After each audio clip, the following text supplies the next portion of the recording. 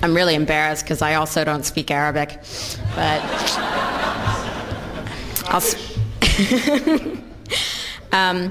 I do think I'm going to limit it to 10 minutes tonight, but in case I go over just a little bit, I just think at the Socialism 2007 conference that the time should be split evenly between boys and girls. So,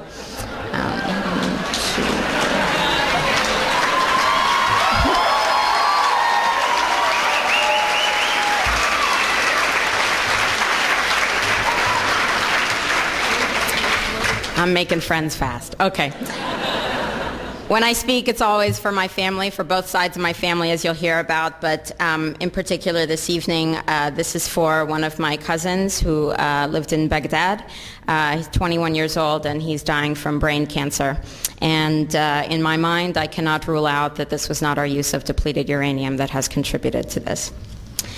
I speak to you today on behalf of relatives on my mother's side, Ashkenazi Jews who fled their homeland of Austria during Hitler's Anschluss. It is for them that we say never again. I speak to you today on behalf of relatives on my father's side, who are not living but dying under the occupation of this administration's deadly foray in Iraq. From the lack of security, to the lack of basic supplies, to the lack of electricity, to the lack of potable water, to the lack of jobs, to the lack of reconstruction, to the lack of life, liberty, and the pursuit of happiness, they are much worse off now than before we invaded. Never again should apply to them too. That's right.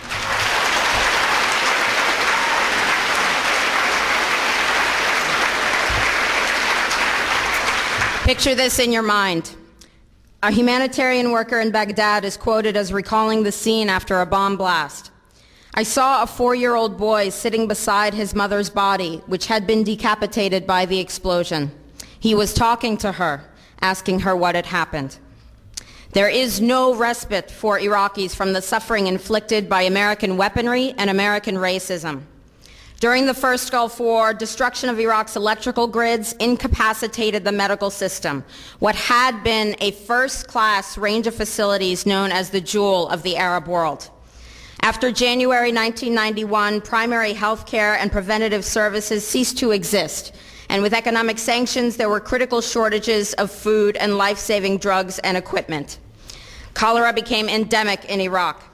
Easily treatable diseases such as respiratory infections and diarrhea accounted for 70% of the deaths of children under 5 years old. This calamity was the tragic state of Iraqi society when the illegal shock and awe invasion came, and with it a vastly increased number of patients.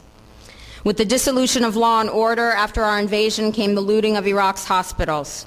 Today, lack of security delays the delivery of supplies, and no money is being distributed from the U.S.-operated Ministry of Health. Fallujah. God help us for what we have done to the people of Fallujah. On March 31st, 2004, 4 American civilians lost their lives in Fallujah. They were civilians with military backgrounds. In the same way, a paramilitary death squad in El Salvador, responsible for the brutal rape, torture, and murder of 4 American nuns, was comprised of civilians. Though they had GPS systems from Blackwater, those systems were not working that day, and they became disoriented. But they should have known long before, when they were boarding a plane to Baghdad, that they were going the wrong way.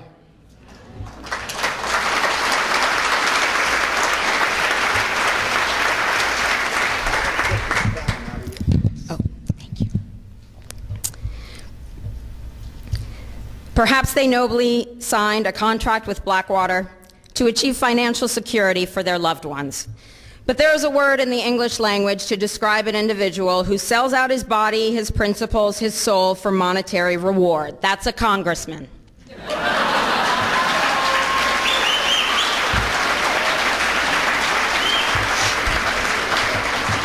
In the same way that Nazi soldiers fell victim to their system during the Warsaw Ghetto Uprising, these hired killers from Blackwater got justice served to them on a silver platter. Then revenge was carried out on a people that can truly be identified as civilian. In April 2004, U.S. Marines closed the bridge to the city and the hospital road. This is a war crime. The U.S. military and its vehicles stood at the hospital entrance. This is a war crime. And snipers were positioned on rooftops targeting ambulances and the clinic doors. Between 600 and 800 civilians were killed in that siege, but that wasn't enough. In November 2004, the second major siege of Fallujah began. The Nizal Emergency Hospital, protected by the Geneva Conventions, was leveled to the ground, and Fallujah General Hospital was seized by the U.S. military. Doctors described, "We were tied up and beaten despite being unarmed and having only our medical instruments." Burhan Fasa'a, a cameraman with the Lebanese Broadcasting Company, reported, "There were American snipers on top of the hospital, shooting everyone in sight." In addition, the U.S. military blocked the Iraqi Red Crescent from entering the city for 7 days. The result was a death toll of between 6,000 and 8,000 civilians. This means that the Iraqi death toll in November 2004 alone surpassed the invaders' death toll for all of Operation Enduring Freedom thus far. As we sit here tonight, death, destruction, and war crimes continue in this battered city. As of October 2006, due to the desperate conditions in Iraq of no security, high crime, and targeted assassinations, it is estimated that 18,000 of Iraq's 34,000 physicians have fled the country. 2,000 doctors and 164 nurses have been murdered, and another 250 kidnapped for high-priced ransoms. 68% of Iraqis lack access to safe drinking water. 81% are without proper sewerage. And the segments of the population who suffer the most whenever there is no law and order are women and children. Women have all but disappeared from their roles in the workforce. Once contributors to Iraqi society as teachers, judges, lawyers, doctors, engineers, traffic police, and more, the threat of violence and kidnapping now imprisons many women in their homes. But even there, they are not safe from the terrorism of daily house raids by American soldiers and their subordinate Iraqi police. For the children of these women, during the first 3.5 years of occupation, 270,000 newborns received no immunizations. 800,000 Iraqi children are not in school due to the chaos, lack of security, and severe poverty. According to the State of the World's Mothers report released last month by Save the Children, the chance that an Iraqi child will live beyond age 5 has plummeted faster in Iraq than anywhere else in the world since 1990. In 2005, 1 in 8 Iraqi children died of disease or violence before reaching the age of 5. Operation Enduring Freedom would more appropriately be named Operation Dead Children for everyone involved. As millions of Iraqis suffer and hundreds continue to die every day, it does not matter if you call it civil war, sectarian strife, or democracy. It is by design an American killing field, a smokescreen for stealing oil.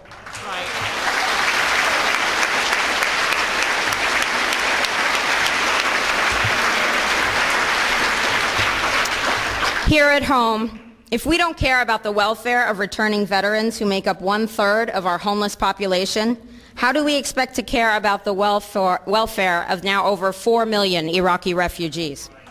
If we're not caring for the physically and emotionally disabled soldiers at Walter Reed Army Hospital and the more than 200,000 veterans of this, our latest Holocaust, seeking care through the VA system, how do we expect to care about dead and dying Iraqis? If we don't care what happens to American women assaulted and humiliated by their brothers in arms, how do we expect to care about 14-year-old Abir Hamza, raped, slain, and set on fire after her family was murdered by our men in uniform? We have an obligation to every last victim of this illegal aggression because all of this carnage has been done in our name. Since World War II, 90% of the casualties of war are unarmed civilians, 1/3 of them children. Our victims have done nothing to us. From Palestine to Afghanistan to Iraq to Somalia to wherever our next target may be, their murders are not collateral damage. They are the nature of modern warfare. They don't hate us because of our freedoms. They hate us because every day we are funding and committing crimes against humanity. The so-called war on terror is a cover for our military aggression to gain control of the resources of Western Asia.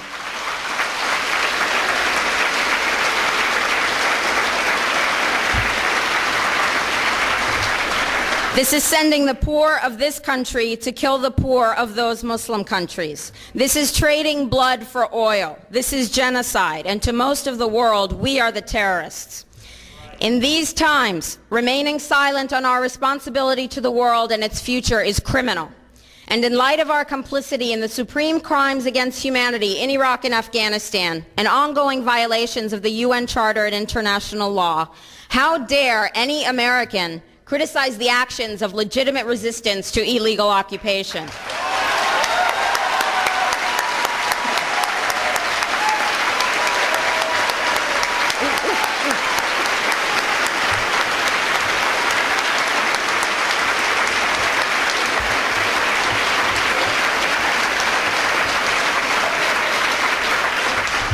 That's really lovely. Thank you so much. How dare we condemn anyone else's violence? Our so-called enemies in Afghanistan, Iraq, Palestine, our other colonies around the world, and our inner cities here at home are struggling against the oppressive hand of empire, demanding respect for their humanity. They are labeled insurgents or terrorists for resisting rape and pillage by the white establishment, but they are our brothers and sisters in the struggle for justice. The civilians at the other end of our weapons don't have a choice, but American soldiers have choices. And while there may have been some doubt 5 years ago, today we know the truth. Our soldiers don't sacrifice for duty, honor, country. They sacrifice for Kellogg, Brown, and Root. They don't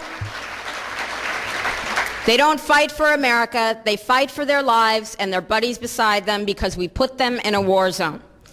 They're not defending our freedoms. They're laying the foundation for 14 permanent military bases to defend the freedoms of ExxonMobil and British Petroleum. That's right.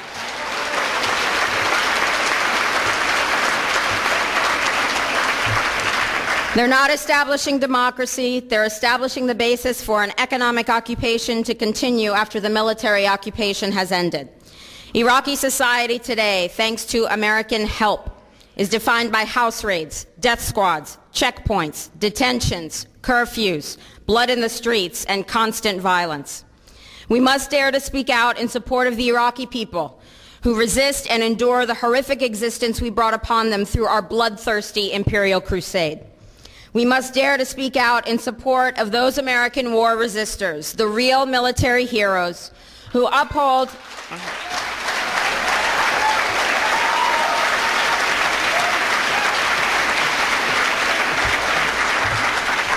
the real military heroes who uphold their oath to defend the Constitution of the United States against all enemies, foreign and domestic, including those terrorist cells in Washington, D.C., more commonly known as the legislative, executive, and judicial branches.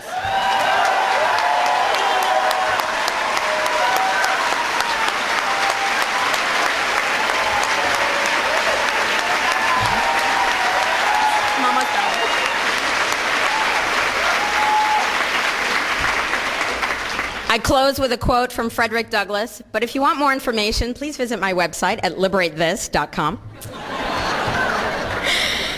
Frederick Douglass said, "Those who profess to favor freedom and yet depreciate agitation are people who want crops without plowing the ground. They want rain without thunder and lightning.